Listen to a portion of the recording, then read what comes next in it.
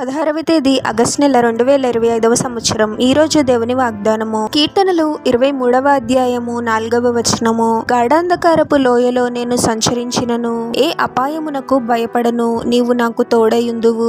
సహోదరి సహోదరులారా, మన అనుదిన జీవితాలలో ఎన్నో పోరాటాల గుండా మనం వెళ్లాల్సి ఉంటుంది. ఆర్థిక సమస్యలు, ఆరోగ్య సమస్యలు, మానసిక సమస్యలు, ఇలా ఎన్నో సమస్యల ద్వారా మనం బాధపడుతూ ఉంటాము. కొన్ని శ్రమలు మనకు కలిగినప్పుడు మనం అంధకారంలో ఉన్నట్టుగా, ఇంకా బయటపడటానికి మార్గమే లేదన్నట్టుగా అనిపిస్తూ ఉంటుంది. కానీ మనము గ్రహించాల్సిన విషయము, మనం అంధకారంలో ఉన్నప్పటికీ ఆ అంధకారంలో కూడా మనకు ప్రభువే వెలుగై ఉంటాడు. మనల్ని విడిచిపెట్టే దేవుడు కాదు ప్రభువు. ప్రభువుకున్న మరొక పేరు ఇమ్మానుయేలు. ఇమ్మానుయేలు అనగా అర్థము దేవుడు మనకు తోడుగా ఉండును అని.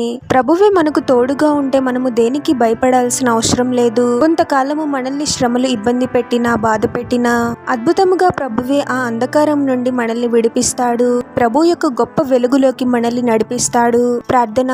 పరిశుద్ధుడవగు ప్రభువా, మీ పరిశుద్ధమైన నామమునకు తరతరములు యుగయుగములు మహిమ కలుగును గాక.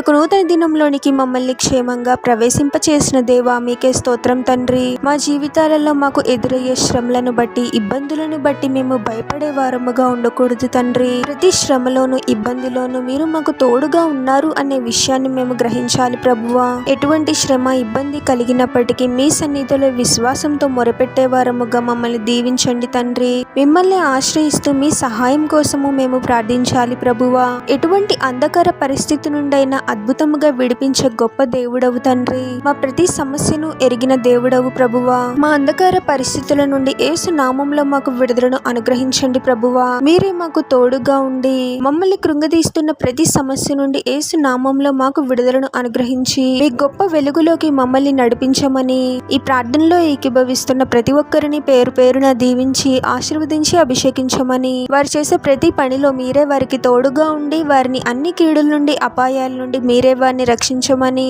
ఈ మా మనవులన్నీ యేసుక్రీస్తు వారి పరిశుద్ధ నామంలో అడిగి వేడుకొనుచున్నాము తండ్రి. ఆమెన్.